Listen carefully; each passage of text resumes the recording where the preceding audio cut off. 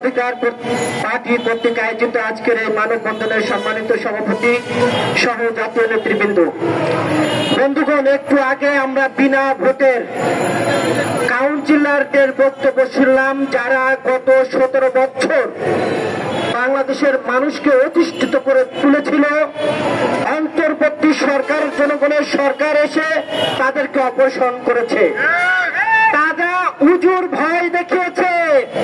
এখানে যারা মানববন্ধনে ছিলেন গত 17 বছরের ছবি আমাদের কাছে আছে, ভিডিও আমাদের কাছে আছে। কে কি রোল পালন করেছেন আমরা জানি। অতএব কথাবার্তা যা বলবেন মেপে ঝেপে বলবেন।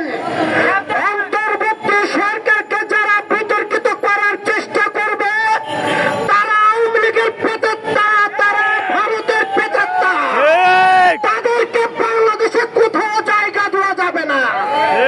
যত এনিয়ে বিনিয়ে কথা বলেন, আমরা আমাদের কাছে ভিডিও আছে, আমাদের কাছে ছবি আছে। অন্তর্বর্তী সরকারকে কেউ ব্যর্থ করার চেষ্টা করবেন না। অন্তর্বর্তী সরকার জনগণের সরকার, কাজেই জনগণের সরকারকে কেউ ব্যর্থ করার চেষ্টা করলে আমরা এটার দাঁত ভাঙা জবাব দেব। রাষ্ট্র সংস্কারে কেউ যদি বাধা দেয় তাতেও আমরা দাঁত ভাঙা জবাব দেব। আজকে যদি এই সরকার ব্যর্থ হয় তাহলে লাভবান হবে আওয়ামী লীগ। এই সরকার যদি ব্যর্থ হয় লাভবান হবে ভারত। আমরা ভারতের আগ্রাসন এবং ভারতের প্রেতাত্মাদের বাংলাদেশের কোথাও ঠাঁই দিতে চাই না।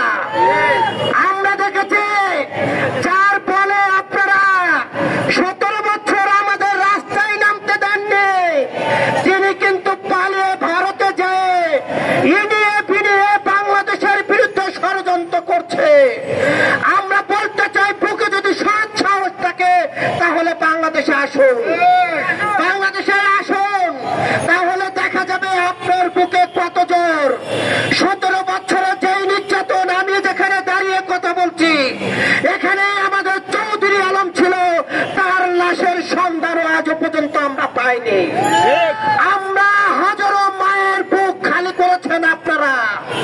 কার কি আমল নামা, সব আমল নামা বাংলাদেশের জনগণের কাছে আছে। কাজেই আমাদেরকে চোখ রাঙিয়ে কথা বলার চেষ্টা করবেন না। আমরা একাধিকবার কারাগারে গিয়েছি, একাধিক মামলার আসামি হয়েছি। বাংলাদেশের গণতন্ত্রের জন্য, ভোটের অধিকারের জন্য জীবন দিতে আমরা প্রস্তুত।